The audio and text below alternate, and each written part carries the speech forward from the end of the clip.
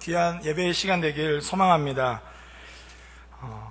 우리는 어떻게 은혜와 평강을 누릴 수 있습니까? 오늘 말씀에 의하면 하나님과 우리 주 예수를 알므로 우리가 은혜와 평강을 누리게 될 줄 믿습니다. 우리가 갖고 있는 가장 기반이 되는 지식은 굉장히 중요합니다. 한 사람에게 있어서 건강이 무엇인가? 옛날 조선시대 때만 해도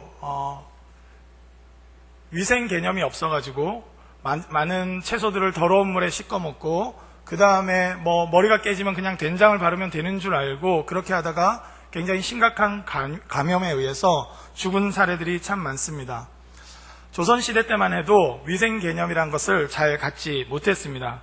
그러니까 기반이 되는 지식이 없으니까 그 삶이 건강할 수가 없는 것입니다.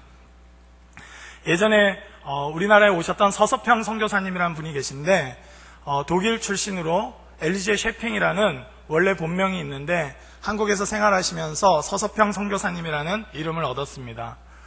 그분이 쓴 자기 노회에 보고하는 선교 보고서 일지에 보면 이 조선 사람들은 과연 100년이 지나도 위생 개념을 가질 수 있을까 심히 염려된다고 적혀 있습니다. 뭐가 깨끗한 건지 뭐가 더러운 건지 잘 모른다는 것입니다. 사실 세균이라는 것, 눈에 보이지 않는 여러 가지 현상에 대해서 바르게 알지 못하니까 병이 나면 무당을 부르고 여러 가지 나무에 절하고 바위에 절하는 풍습이 사실 100년 전만 해도 있었던 것입니다. 그런 모습을 보면서 가장 기반이 되는 지식이 잘못되어 있으니까 자신의 삶을 건강하게 영위할 수 없는 조선 사람들을 보면서 안타까워했고 그녀는 특별히 조선에 아픈 사람들이 많다는 것을 알고 간호사가 되어서 이 땅을 오게 되었습니다. 항상 우리는 무엇을 기초로 알고 행하는가, 이것이 참 중요한 것입니다. 예전 조선시대 때 선교사님들이 와서 테니스를 치니까 양반들이 하는 말이 그 힘든 걸 왜 본인이 직접 하냐고, 종들을 시키라고 했다고 하지 않습니까? 그러니까 건강을 위한 기반 지식이 없기 때문에 운동이 얼마나 소중한지, 위생이 얼마나 중요한지 모르는 것입니다. 우리가 신앙생활함에 있어서도 정말 거룩하고 바르게 살길 원합니다. 진실로 그렇습니다. 그런데 문제는 우리가 그냥 율법주의적인 사고관이나 내가 어느 정도 규칙 하고 싶지 않은데 억지로 하나님이 하라고 하니까 하는 수준으로 하나님의 말씀을 이해하면 곧바로 무너지는 것입니다.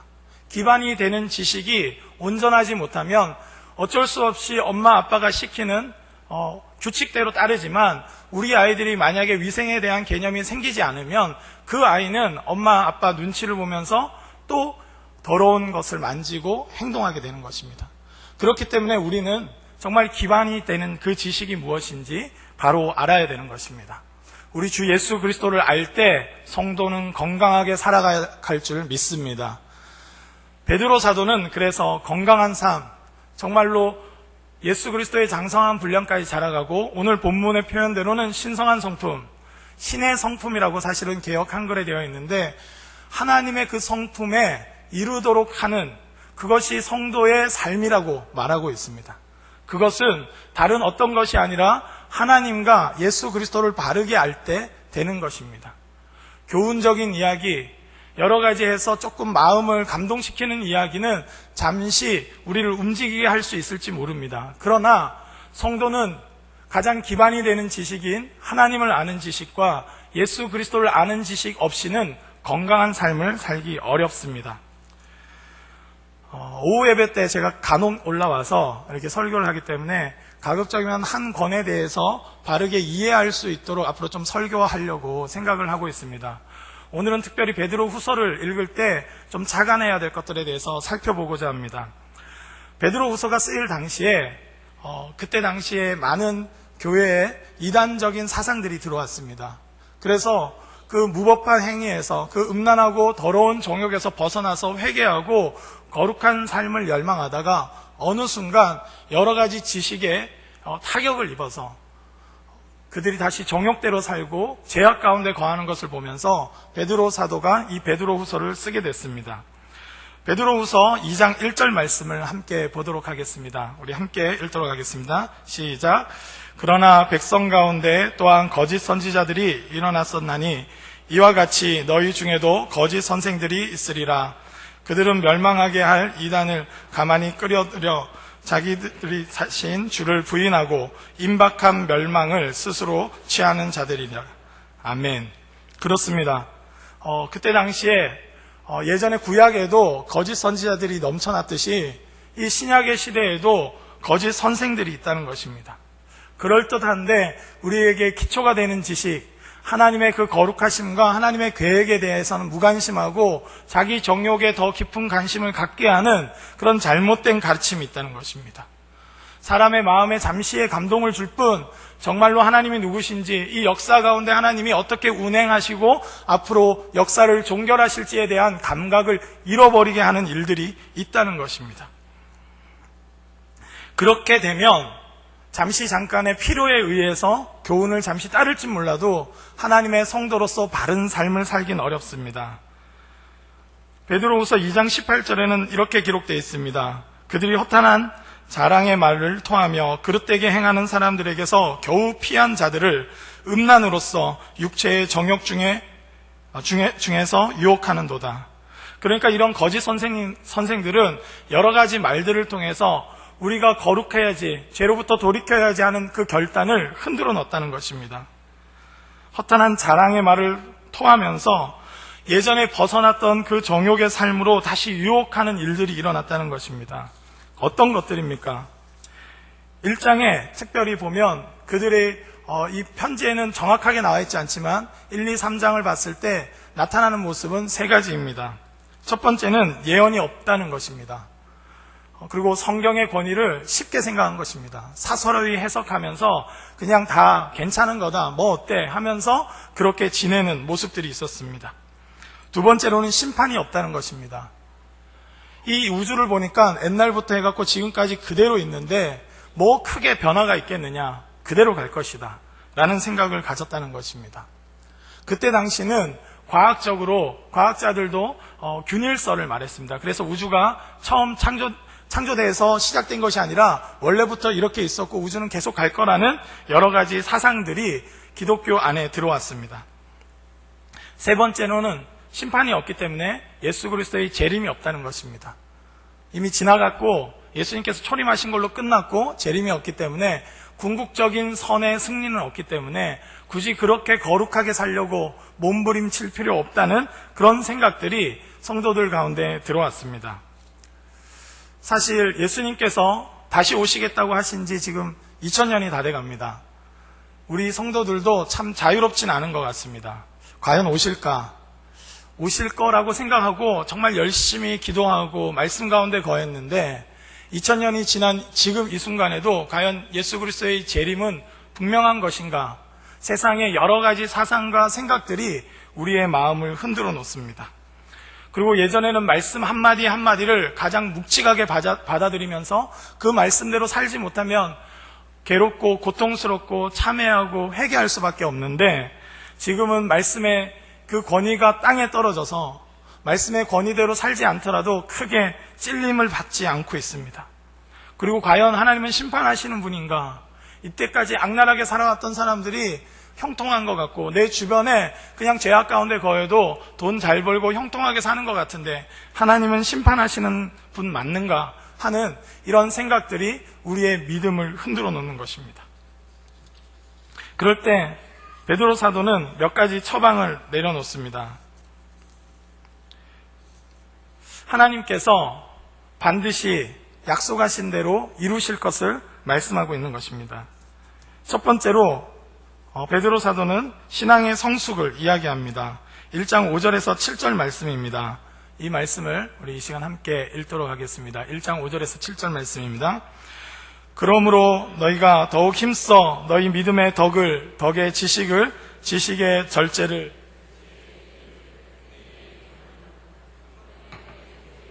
형제 우애에 사랑을 더하라. 아멘. 믿음으로 처음 시작하고 믿음으로 끝이 아니라는 것입니다.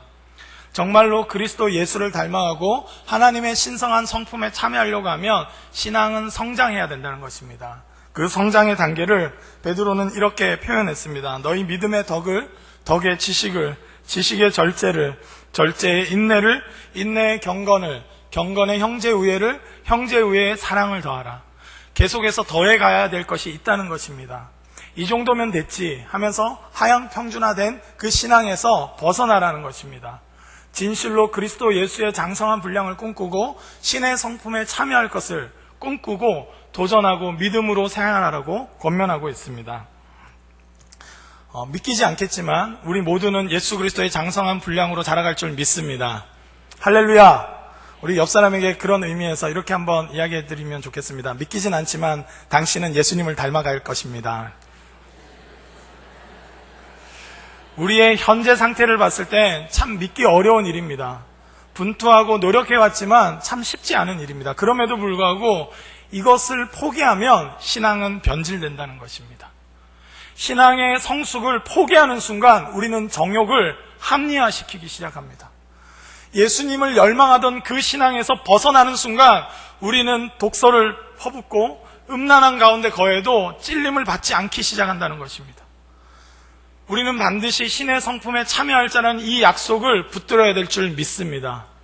우리 자녀들을 향해서도 마찬가지입니다. 자녀들을 키우다가 어느 순간 성숙에 대한 꿈을 잃어버리면 부모들은 포기해버립니다. 그래, 어떻게 되겠지? 방치하는 순간 아이들은 굉장히 저급해집니다. 굉장히 우둔해지게 되는 것입니다. 부모의 관심과 사랑이 별거 아닌 것처럼 보이지만 그렇지 않습니다. 끊임없는 관심과 사랑, 그리고 나아가야 될 방향이 있는 것입니다. 저희 아이들도 보면 제가 키가 큰 줄 착각합니다. 저희 집안에서 제가 사실은 제일 최장신이긴 합니다. 사위들 중에 제가 제일 크고 저희 매형들도 저보단 1cm씩 작습니다. 그러다 보니까 제가 최장신인데 저희 아이들이 제가 굉장히 큰 줄 알고 착각하는데 제가 그래서 180은 돼야 된다고 이야기해주곤 합니다. 성장해야 될 아빠를 보면서 끊임없이 어떻게 힘세지고 키가 크고 싶고 끊임없이 그 관계성 안에서 성장을 꿈꾸지 않으면 우리 아이들은 저급해지는 것입니다. 신앙에서도 마찬가지입니다. 왜 정욕이 들어오게 그대로 놔두겠습니까? 그것은 예수 그리스도의 그 표대를, 우리가 끝까지 붙들어야 될 그 표대를 잃어버리게 되면 우리는 변질되는 것입니다. 예전 말 한마디, 표현 하나하나 예수 그리스도를 닮기 위해서 꿈꾸고 기도하고 소망했던 것들이 어느 순간 포기가 일어납니다. 그래, 됐어, 이 정도면 됐지 하는 순간 사단은 그 틈을 타고 들어와서 우리로 하여금 예전에 버렸던 정욕, 예전에 버렸던 그 욱하던 기질, 막말하던 말들이 다시 일어나게 하는 것입니다. 베드로 사도는 다시 꿈꾸게 한 것입니다. 신의 성품에 참여할 자이기 때문에 너희는 성숙할 자다. 믿음으로 끝난 게 아니고 칭의로 끝난 것이 아니라 그 이후에 끊임없이 덕을 세우고 지식에서 자라가며 사랑에 이르기까지, 예수 그리스도를 닮아가기까지 너희는 끊임없이 성숙을 추구하라고 권면하고 있습니다.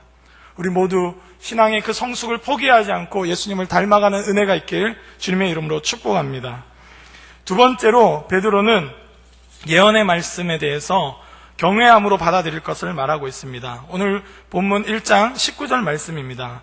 또 우리에게는 더 확실한 예언이 있어 어두운데 비추는 등불과 같으니 날이 새어 샛별이 너희 마음에 떠오르기까지 너희가 이것을 주의하는 것이 옳으니라. 말씀을 끝까지 주의하여서 보고 묵상하고 바로 세워가라는 것입니다. 사사로이 풀 것이 아니라는 것입니다. 성경의 말씀은 가벼운 것이 아니라 이 역사를 주관하시고 이 세상을 창조하시고 종말을 갖고 계신 그 하나님께서 우리의 폐와 우리의 간과 우리의 위를 창조하신 그분께서 말씀하신 것이란 것입니다. 의사들이 하는 건강에 대한 조언조차도 얼마나 중요한 것으로 받아들입니까? 그런데 우리의 영혼과 우리의 삶과 이 역사를 관통하고 계신 하나님께서 하신 말씀을 어떻게 우리가 사사로이 받을 수 있겠습니까? 말씀의 권위가 회복되어야 될 줄 믿습니다.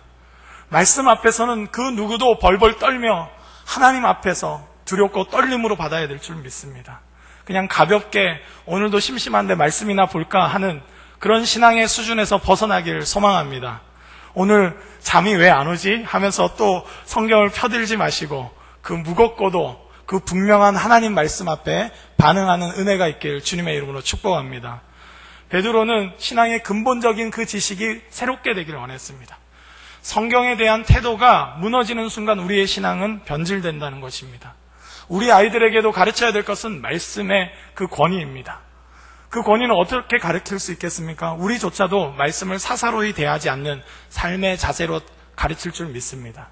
거짓말 하지 말라고 해놓고, 이 말씀 앞에서는 분명히 그렇게 해놓고 자녀들 앞에서 쉽게 거짓말 하시지 않길 주님의 이름으로 축복합니다.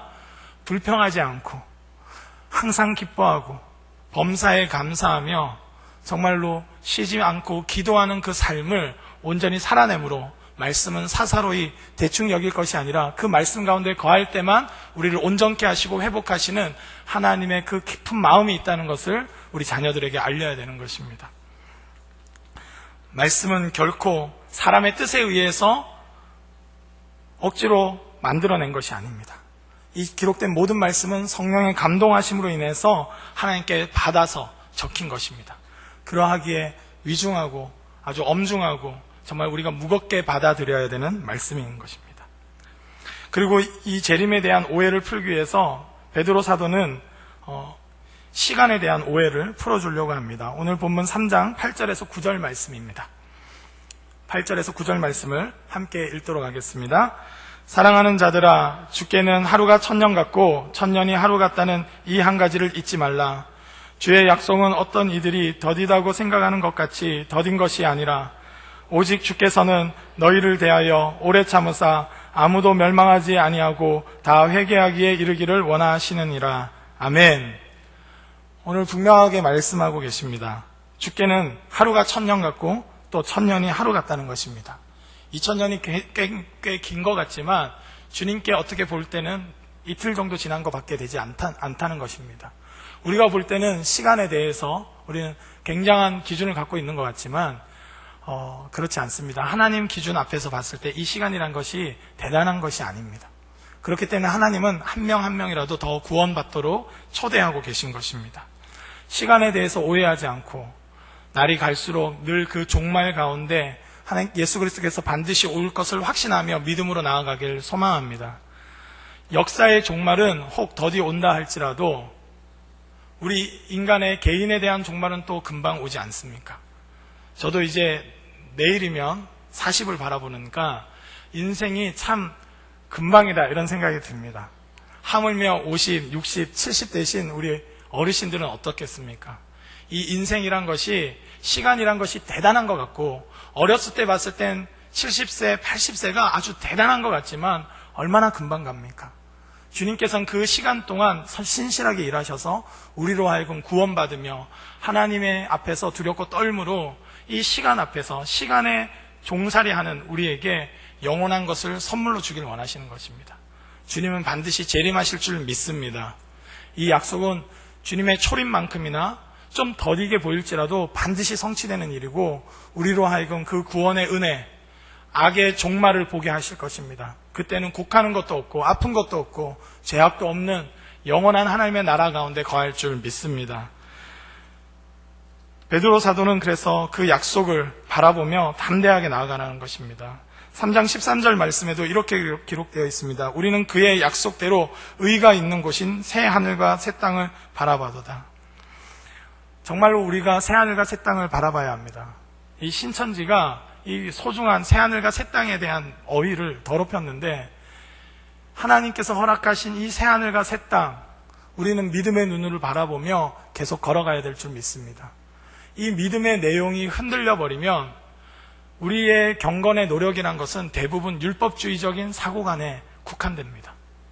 신앙의 성숙을 바라보지 못하고 또 하나님께서 정말 이 주신 말씀이 얼마나 엄중한 말씀인지를 놓쳐버린다면, 그리고 주의 재림이 반드시 일어날 것이고 새하늘 새 땅이 임할 것이라는 것을 놓쳐버리면 다른 모든 교훈들은 율법주의적인 사고관에 의해서 겨우 꾸역꾸역 하는 일이 돼버린다는 것입니다. 이 원래 기반이 되는 지식들이 바르게 세워지면 예배가 기쁨이 될 줄 믿습니다. 왜냐하면 예배를 통해서 주님의 임재를 통해서 우리는 새하늘과 새 땅을 보는 것입니다. 이 땅에서 누릴 수 없는 천국의 교제를 누리는 줄 믿습니다.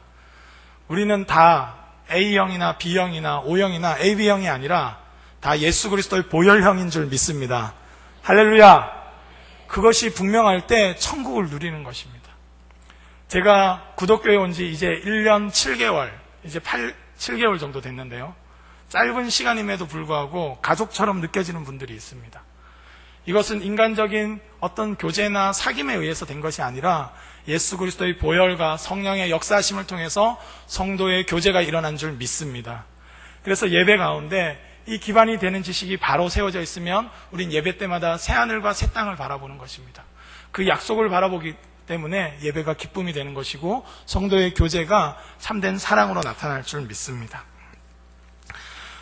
베드로 사도는 이 정욕으로 죄를 합리화하는 그 문화의 진짜 문제는 단순히 정욕에 빠지는 그런 수준이 아니라 성도로서 가져야 될 기반이 되는 지식이 상실되어 있다는 것을 알았습니다.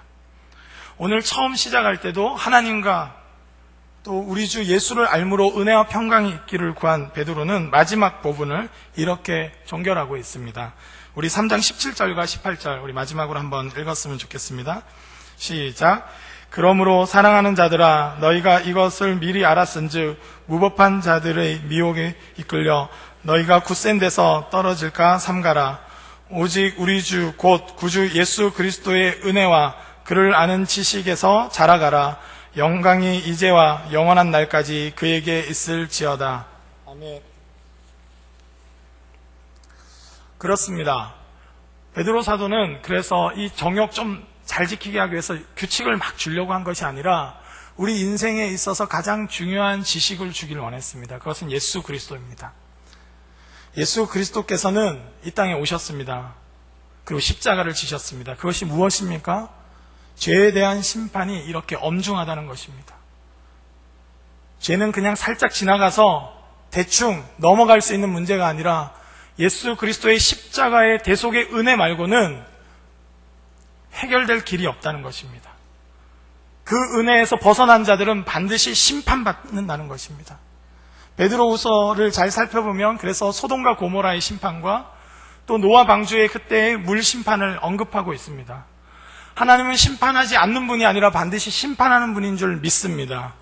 우리가 은혜를 누릴 수 있는 것은 무엇입니까? 예수 그리스도께서 우리를 대신해서 그 심판을 받아들이셨기 때문입니다. 그래서 그 안에 있는 자는 심판을 면한 줄 믿습니다. 이 그 바른 지식 위에 있을 때 우리는 깨어있게 되어 있습니다. 예수 그리스도께서는 부활하시고 승천하셨습니다. 그것은 무엇입니까? 반드시 다시 오신다는 것입니다. 예수 그리스도의 재림은 초림만큼이나 분명하게 역사 가운데 일어날 줄 믿습니다. 그렇기 때문에 성도는 깨어 기도하고 거룩한 행실로 하나님 앞에 반응해야 되는 것입니다. 그리고 예수 그리스도께서는 승천하셔서 우리에게 성령을 보내주셨습니다. 어쩔 수 없다, 인간이다 이런 말로 속아서는 안 됩니다. 그건 인간을 모독하는 행위입니다. 인간이면 살인할 수 있고 인간이면 거짓말할 수 있고 인간이면 사기칠 수 있다고 말해서는 안 됩니다. 하나님께서는 하나님의 형상으로 우리를 창조하셨고 죄로 인해서 왜곡됐지만 당신의 형상으로 반드시 복음 안에서 회복하길 결정하신 줄 믿습니다. 이것을 믿는 자들은 작은 죄의 문제에 있어서도 신음하고 고민하고 하나님의 성령을 구해야 될 줄 믿습니다. 가볍게 여기는 것이 아니라 더 은혜를 구해야 될 일인 줄 믿습니다. 신앙의 성숙을 끊임없이 추구하며 도전하며 하나님의 은혜를 구해야 되는 것입니다. 제가 이 말씀을 준비하면서 든 마음이 있었습니다. 그것은 제 안에도 여러 가지 이론들, 여러 가지 생각들이 죄를 합리화하고 교역자로서 깨어 살아야 되는 것을 가볍게 여기게 하는 여러 가지 이론이 제 안에도 있다는 것을 보게 되었습니다. 그래서 주님께 간구하였습니다. 정말 예수님처럼 살고 싶은데 예수님께서 보이신 그 눈길과 손길로 정말 살고 싶은데 주님 어떻게 하면 그렇게 살 수 있습니까? 예수님께서 긍휼히 여기신 그 마음으로 우리 청년들, 우리 고등부 학생들, 우리 성도님들의 아픔의 소식을 들었을 때 그냥 정보가 아니라 그냥 기도 제목 또 하나 적는 것이 아니라 같이 아파하고 싶은데 주님 제 안에 그런 사랑이 없습니다. 예수님을 닮고 싶습니다. 예수 그리스도의 표대를 놓치지 않고 싶습니다. 우리 가운데 회복돼야 될 정말 기도인 줄 믿습니다. 우리 예수 그리스도 그분을 닮아가길 소망합니다. 온전히 그분을 사랑하길 원합니다. 우리 말년에 정말 예수 그리스도를 닮은 모습으로 주님 앞에 서길 원합니다. 예수 그리스도를 알기에 우리의 신앙에 있어서 많은 요소들이 우리를 유혹하고 예전에 버렸던 죄 가운데 다시 유혹에 빠지게끔 하는 세상의 많은 이론들을 물리치고 오직 그리스도 예수를 닮아가며 신앙의 기쁨을 누리며 이 죄악된 세상을 변혁해가는 주님의 귀한 성도로 서길 주님의 이름으로 축복합니다. 아까 찬양을 하는데 참 마음에 감동이 됐습니다. 나 같은 죄인 살리신 주 은혜 놀라와 잃었던 생명 찾았고 광명을 얻었네. 큰 죄악에서 건지신 주 은혜 고마워. 나 처음 믿은 그 시간 귀하고 귀하다.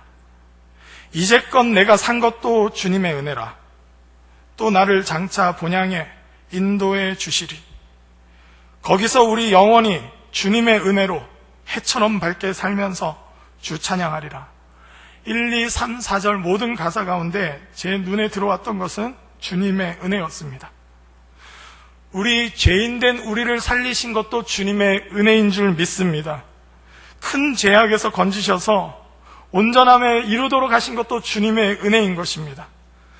이제껏 이만큼 산 것도 주님의 은혜인 줄 믿습니다. 그리고 장차 천국에서도 주님 은혜 없이는 살 수 없는 것입니다. 거기서도 주님의 은혜로 해처럼 밝게 빛나면서 살 줄 믿습니다. 지금 이 시대에 우리가 구해야 될 것은 하나님의 은혜인 줄 믿습니다. 죄에서 벗어나는 것도 온전함을 누리는 것도 그리고 천국에서 영원히 행복하게 사는 것도 오직 주님의 은혜로 되는 것입니다. 십자가를 붙들고 예수 그리스도를 기억하며 담대히 일어나는 구독의 모든 성도님들 되시길 주님의 이름으로 축복합니다. 기도하겠습니다. 하나님 아버지 감사합니다. 주님의 은혜로 우리를 불러주시고 하나님의 형상대로 살도록 우리를 불러주셨건만 어느새 신앙생활하다 보니 세상의 많은 이론과 거짓 사상들에 속아 인간이니까 이 정도 할 수 있지 하면서 우리의 정욕과 죄악과 우리의 사랑 없음을 합리화했던 우리의 모습이 있다면 회개합니다. 주님, 우리는 예수 그리스도를 바라보며 그 표대를 향하여 달려가야 될 존재인 줄 믿습니다. 주님, 성경 말씀은 우리의 모든 중심을 아시는 하나님께서 우리에게 주신 사랑의 편지요, 사랑의 음성인 줄 믿습니다. 무겁게 받아들이고 진지하게 받아들이며 하나님의 말씀에 순종하며 살아갈 수 있도록 도와주시옵소서. 주님, 주의 재림을 바라봅니다. 예배 때마다 다시 오실 주님을 바라보며 믿음으로 살아가게 하여 주옵시고 특별히 새하늘과 새 땅을 바라보며 그것을 누리며 살아갈 수 있는 저희들 될 수 있도록 역사하여 주시옵소서. 우리 기반이 되는 지식들을 흔들어 놓아 유혹에 넘어지게 하려고 하는 이 사단의 계계를 성령 안에서 깨어 믿음으로 나아가 하나님 오직 주님 안에서 진리를 결론으로 삼고 나아갈 수 있는 저희들 될 수 있도록 붙잡아 주시옵소서. 주께서 함께하여 주실 줄 믿사옵고 예수 그리스도의 이름으로 기도드립니다. 아멘. 아멘.